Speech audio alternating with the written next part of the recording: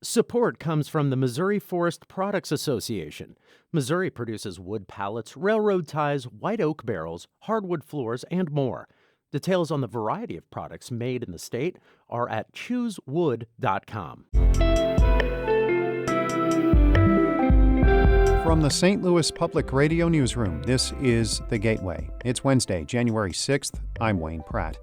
Colleges moved classes online and adjusted campus life to reopen in the fall.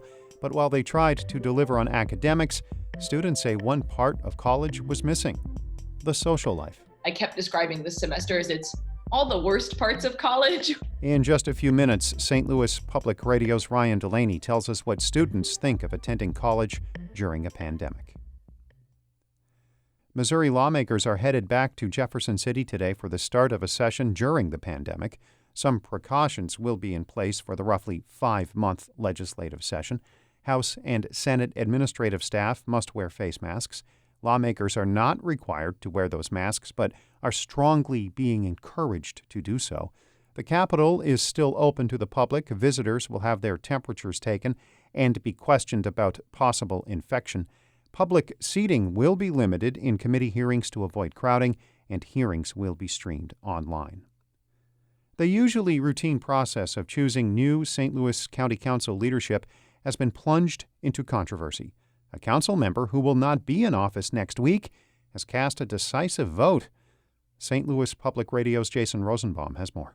The council voted 4-3 on Tuesday to give council chairwoman Lisa Clancy another year in her post. I am committed to working with this entire council, even those who did not support me tonight. It's time that we stop campaigning and we govern. But several council members objected to Councilwoman Rochelle Walton Gray voting on legal and moral grounds. They said it was an undemocratic affront to Shalonda Webb, who defeated Gray last year.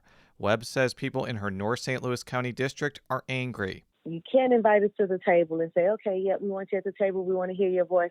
And when we come to the table to have a seat, you pull a chair from underneath us. Several council members are hoping for a redo vote of sorts after Webb is sworn in on January 12th. I'm Jason Rosenbaum, St. Louis Public Radio. 3 people who were planning to run for mayor of St. Louis have been unable to collect enough signatures to get on the March ballot. Barber shop owner Keith Jefferson and restaurant owners Dana Kelly of Rain and Lasad Giletti of Egg failed to meet the threshold of 1,170 signatures. That requirement is part of Proposition D, approved by voters in November.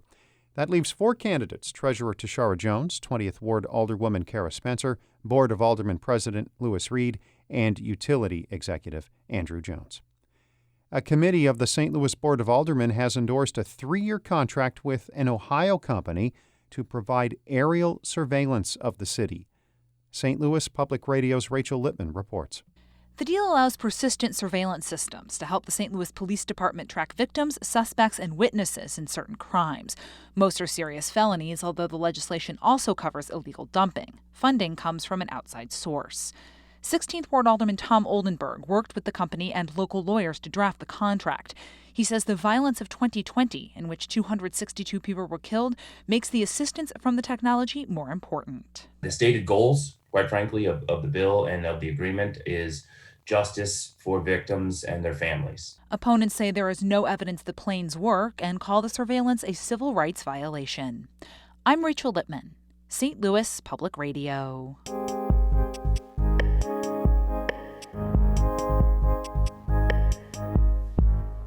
The fall semester on college campuses felt like finals week over and over. Students hunkered down doing classwork. There was little spontaneity or socializing. And there's more of the same to look forward to this spring. St. Louis Public Radio's Ryan Delaney spoke with students at schools throughout the region about how the year has gone so far. Colleges made changes to how they did things last fall, and it worked for the most part. There were no major outbreaks of COVID-19 on St. Louis area campuses. Academics took place, but it was all coursework all the time. No parties, no student clubs, or social gatherings. I kept describing this semester as it's all the worst parts of college. Helena Cooper is a junior at St. Louis University studying social work. Learning is awesome, and I love my courses. but you don't have that social life that you come to college for. Cooper says she's glad at least some of her classes met in person. She wouldn't have liked being entirely online, but she couldn't meet with her dance group, and the only classmate she saw all semester without a mask on was her boyfriend. It was super weird, especially because I think something I love about SLU is how vibrant the campus is. It just felt slow and quiet. Cooper is lucky that as an upperclassman, she had an established social circle. Harris Stowe State University freshman Cameron Lowry was hoping college would be a time to break out of her shell and be more social. While she's been able to enjoy some aspects of her first year, she doesn't think she's gotten the full experience. So I'm totally ready to socialize with other people, and I'm ready to see what it's really all about outside of the classroom.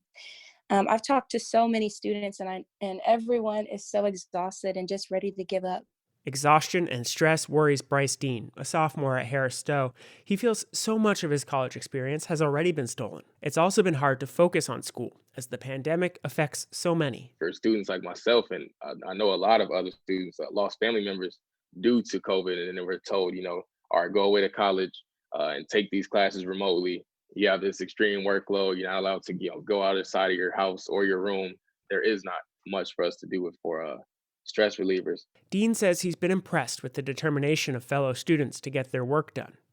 Marco Lee started out at Lindenwood University's Belleville campus. The senior calls himself an extrovert, but admits the shift to the main St. Charles campus last fall was an adjustment. This campus is way bigger than the Belleville campus. Lee loves striking up conversations with strangers, but the student body president hasn't been able to meet new classmates like usual. And with the pandemic, he's had to split his focus. Just trying to juggle it all. Just school, being a president, being a dad, being the support system for your family. So it's just a lot, man. I'm not performing to the best of my ability. Lee says professors have been understanding of the added challenges students are dealing with.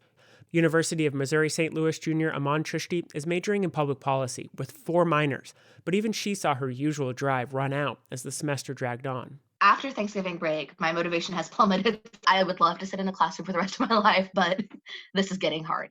And Chushti hasn't been able to study from her favorite spot on campus. Even my free time doesn't feel the same, really, because my living space is my workspace, is my living space. So it's really hard for even my mind to delineate the difference between the two anymore. I've noticed that I have a lot more trouble getting to bed and staying asleep. Learning what worked in the first semester and adapting will be key for students to make it through the spring semester. Maria Nash, a SLU junior, says the academics in the fall went better than expected. And going into the spring, she has more tools in her belt.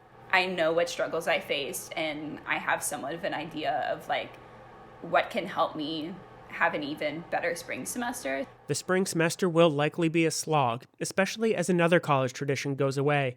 Some schools have canceled spring break to discourage students from traveling off campus.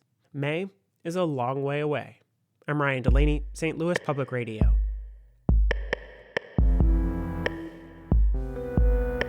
Our Maria Altman edited that report. Shula Newman is the executive editor of St. Louis Public Radio, music by Ryan McNeely of Adult Fur. I'm Wayne Pratt. From the St. Louis Public Radio Newsroom, this has been The Gateway.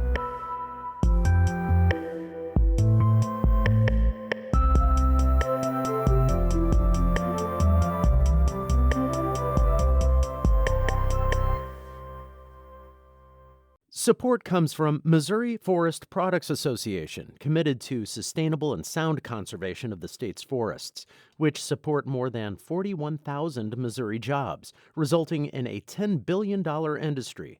ChooseWood.com.